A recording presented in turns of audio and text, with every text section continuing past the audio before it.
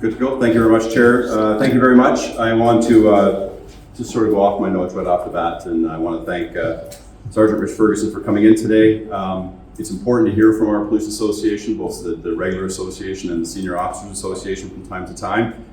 It gives the board and the public who are present a true feeling of the membership and what the membership provide each and every day to this community that they serve. Most important, it's important for the Chief's office to have a collaborative relationship with the board. That's first and foremost. And we've been able to manage that successfully over my tenure as Chief, but more so with the association. The collaborative relationship that we've had with the association really goes a long way to resolving the issues that can become festering problems. So I always appreciate Rich's honesty, I guess is the best word to use, and ability to pick up the phone and blow up my phone. We both are very experienced thumb war folks with our phones, and together we have the same guide in mind as our membership. In the ever-evolving landscape of policing, it's essential for us to come together regularly to assess our progress, address our challenges, and outline our strategic vision for our future. November and December are a busy time for everyone as people look forward to the holidays. This is no different for our police. Our staff do this with their families and their extended families, all the while working 24/7 and being away from home in those very special days. I am pleased to highlight the ongoing efforts undertaken by our members as we navigate the complexities of maintaining public safety and community trust while adapting to the dynamic needs of our community during a time of year when opportunities for crime continue to increase. So as part of our Chief's update, there's an opportunity for me to state the reality, if we will. As an update in the actions taken on the outcomes of our community canvass in November, Infrastructure Ontario, again, are managing the encampment, and they provided an update that the lights in the parking lot behind Brookside have been fixed, and all installed lighting on the site is now in working order. You'll recall that was part of our community canvass, as the community felt that they needed to do a better job in providing that kind of lighting for security and safety. Further, they asked that fencing similar to that being placed around the Strathmore building to be installed to support the prevention of access to the pathway between Brookside fence and various backyards, and Infrastructure Ontario has completed that as well. Additionally, the Infrastructure Ontario has delivered garbage receptacles and washroom facilities. Further, 2 CCTV cameras were installed in Cobourg, one at the intersection of Brook Road North and King Street East, and one on Meredith Avenue. Again, we heard that the community wanted increased CCTV presence in that area. The Cobourg Police Service Organizational Development Crime Analytics Department initiated the installation of these 2 cameras after reviewing the feedback from our canvass. When residents were asked what they would like to see done to address their concerns, one of the top responses was the CCTV cameras. These cameras are integrated within our existing mesh network, designed to scale and respond effectively in deterring crime and supporting investigators. Hopefully, this will bring a sense of ease to some residents in the area. Further, on the note of the CCTV camera network, this funding has been received through the Ontario CCTV grant program. CCTV camera network, 28 operational cameras, and plans to nearly double within the next year. This augmented capacity aims to expedite the identification of individuals involved in incidents, facilitate evidence collection, and bolster court prosecutions. In strict adherence to the provincial policies governing installation, signage, and data usage, the initiative not only enhances investigative capabilities, but also serves as a unique testbed for the Provincial 13 Police Tech Accelerator, fostering the validation of technologies to advance community safety. As part of this strategy, we have recently launched the community-wide camera registry, where residents and companies can register their cameras. In the event of an incident, officers can request footage from our team from participants in this program. This is another way residents can be involved in their own community safety. It's a voluntary registry, simple to register, and simple to remove a camera or account should you change your mind down the road. Only camera location and contact information are required, and only police will have access to this information. Knowing the locations of existing security and doorbell cameras will further expedite post-event footage access, leading to faster response times, more efficient clearance rates, and when we use the embedded intelligence software, hopefully increase solvency rates. So back to that community camera registry, we have had a very positive response in the first week since launch. We've had 38 submitted properties, totaling 79 cameras registered in total. This is in the first 10 days of the launch. This registry was created through Rubicon, a Venture 13 Police Tech Accelerator partner. They've expedited the development of the registry platform and created a step-by-step video and landing page for us to use. The Community Safety Advisory Committee update. The committee posting is now closed. We've compiled the applications. We've received 7 in total, and we'll be reviewing them later this week and moving forward on a timeline that will see the first meeting in the early part of New Year. We're eager to learn from the committee through discussion and feedback on how we, the police and community, can collectively address emerging challenges and capitalize on future opportunities. On the last weekend in November, our auxiliary unit, along with the youth and policing students, Northumberland Fair Share Food Bank volunteers, ran the Holiday Crammer Cruiser in support of the Fair Share Food Bank and the Giving Tree. The generosity of our community never fails to amaze me. A total of 4,315 pounds of food and $4,886 to support Fair Share, as well as 123 toys and gift cards going to the Giving Tree, were donated in this one day to help the efforts to ensure everyone across Northumberland County has a memorable holiday season. And for those who were there, I want to thank you for coming out to the cruiser. In 2023, with the help of our generous community, Crammer Cruiser raised a total of 21,309 pounds of food, and $27,082 went to support food security in Northumberland County. These initiatives go beyond filling pantries. They represent unity and compassion in our community. By donating a Fair Share, we not only provide food to our neighbors, but also strengthen our community. I want to big thanks to the auxiliary team and the Fair Share team, our local businesses, and everyone who donated to make that total pretty remarkable in 2023. Obviously, we'll continue this moving forward in 2024. I want to thank the town staff for the very fantastic Santa Claus parade. For our members, it was an all-hands-on-deck event with a great outcome for our community to kick off the holiday season. Over 30 members participated from all elements of our service. Meticulous planning, strategic positioning of officers in collaboration with the community, a visible yet friendly presence, all for the day of the event, so everyone could celebrate safely. All while the platoon on the road continued to respond to calls for service to ensure a safe night downtown and everywhere in Cobourg. In efforts to move the dial on our strategic objectives of enhancing internal communication and supporting our members, the deputy and I held our first internal town hall with our uniformed officers. These meetings are an opportunity to speak directly to the chief and deputy chief, to connect, bridge communication gaps, and gain feedback and input into the issues and challenges faced in the daily operations of the service as we continue to foster a culture of trust and respect within our four walls. It'll come as no surprise to the board that one overarching theme from the first meeting included members' wellness. Based on the issues related to workload and time to complete paperwork, lack of lunchtime, there was a strong commitment from our staff to want to do more and to get the job done in a better way. It also hits on some other strategic objectives. There is a strong push for a peer support program. We want to promote a culture of resiliency characterized by the anti-stigma and mental health literacy, and encourage healthy lifestyles and the physical well-being of our members. We heard clearly that our members want a more formalized peer support group. We're currently working on a comprehensive framework aimed at formalizing our critical incident peer support system.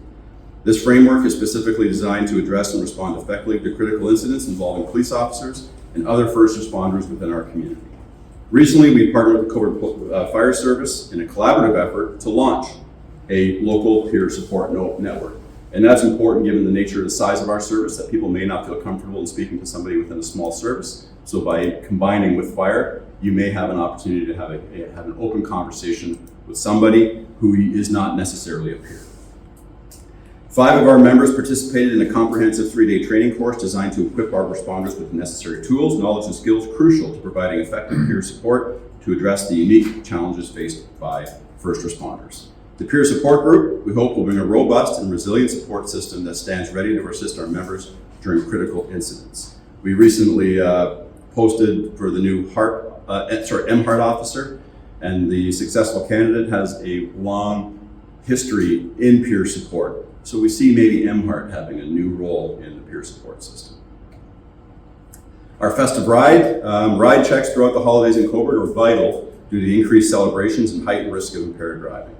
They serve as a deterrent to enhance public safety, raise community awareness, enforce legal consequences, contributing to a safer road environment. Handed by Sergeant Bauer this year, that Festive Ride program is in full swing.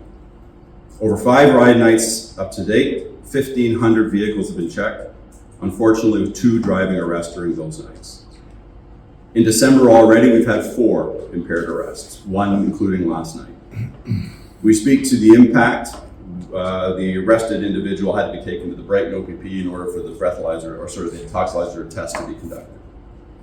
All levels of our tiered policing model participate in ride checks, and we continue to work with the YMCA Northumberland to amplify the Operation Red Nose program. Impaired driving remains the leading criminal cause of death in Canada. We hope residents commit to driving sober anytime they get behind the wheel or plan to get home safely after consuming alcohol or using drugs. Our investigative update. Ongoing and thorough investigations coupled with the utilization of crime analytics play a pivotal role in enhancing the effectiveness of investigations and promoting public safety. Through partnerships with other police services, we delve deeper into cases, follow leads, and adopt strategies to stay ahead of challenges. This proactive approach not only aids in addressing issues, but allows more efficient allocation of our limited resources. In essence, the synergy between ongoing investigations and crime analytics contributes significantly to our overall community safety. In a recent incident, we started out as a suspicious vehicle call. Officers were able to make a safe arrest of 3 individuals for a number of charges, including theft, impaired driving, possession of illicit drugs. The arrest led our team to a bigger cross-boundary investigation into those individuals arrested. Our coordination and communication between police services impacted businesses, fingerprint analysis, and the case has become far more complex with 2 of the arrested individuals providing false identification throughout the course of the investigation. Not to mention one of our officers' vehicle was struck in the arrest. This investigation is ongoing and more charges continue to be pending. As mentioned in the last meeting, one of our CPS detectives remains heavily involved in the 2022 homicide investigation as the file manager, as this file remains ongoing. In close, I want to thank everybody for your time. The collaborative efforts between our service and the partners in community underscore our joint commitment for continuous improvement. As I conclude this update, it's important to note that the work for the Cobourg Police Service does not take a break over the holiday season. Our members will continue to work forward over this time, and in 2024, we will continue to diligently address the evolving challenges and the opportunities that lie ahead. Thank you very much for your time, and I'll entertain any questions. Chief, I wasn't aware of the internal town hall. Excellent. My years on the board, the subject has been raised that it might be beneficial at some point in time for the PAO to meet with the board itself. What are your feelings on that? I don't think you'd meet with the PAO, the Police Association of Ontario. I think you want to meet with our local association. I would encourage that any time. As I said, we harbor no ill will, and the opportunity for the board to meet with the executive of the association is always seen as a positive opportunity for our collaborative approach. I could bring a guest. Sorry, I missed that. Sorry. I could bring a guest. Yes. Yeah, no, the local associations, we have 2. Obviously, the board, any opportunity to collaborate and find opportunities for growth and success is important. Anything else, for the chief? Through you, Chair, to the Chief. Just a suggestion for your peer support program, something I totally believe in. I'm fairly familiar with Wounded Warriors program. I'm not sure if you guys have reached out to them for cooperation, but they are extremely effective. They have, I believe they are with Durham Regional Police. There's a cooperation there. And it's shockingly a cost-effective approach as well. So just a suggestion, something to look at from my personal knowledge of them. Just a quick question in terms of the encampment. There was a correspondence that was going to be prepared at the Cobourg Council, moved by Member Bureau, for reimbursement to the police service for associated calls to the encampment. I was just wondering if there was any update with that. Yeah, we have no update to date. Okay, excellent. Thanks, Chief. In relation to Wounded Warriors, the Police Association of Ontario, correct me if I'm wrong, have a very strong partnership with both Wounded Warriors and Boots on the Ground.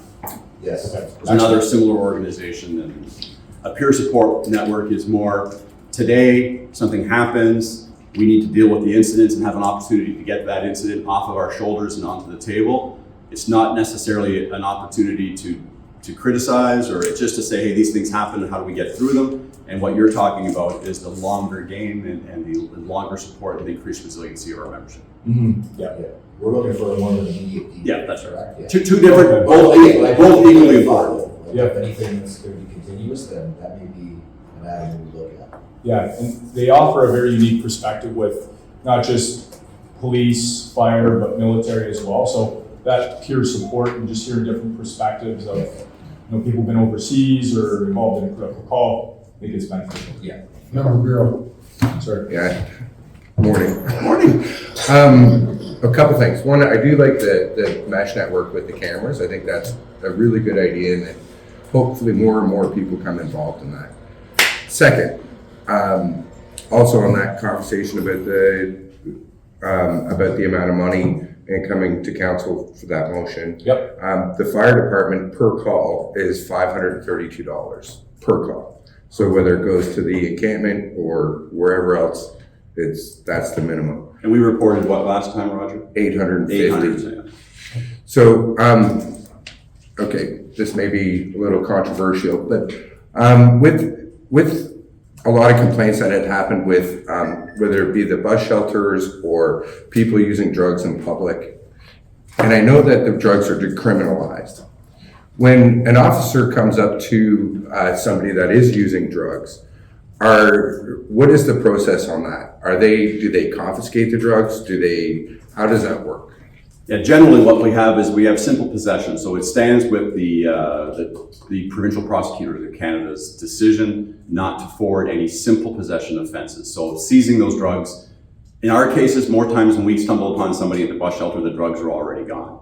Obviously, if we find people with a suitable amount of drugs, those drugs will be seized and destroyed. So they But get more times than not, I'm telling you, the drugs have already been used, they've been smoked or whatever else in advance of our officers getting them, if we see them at all.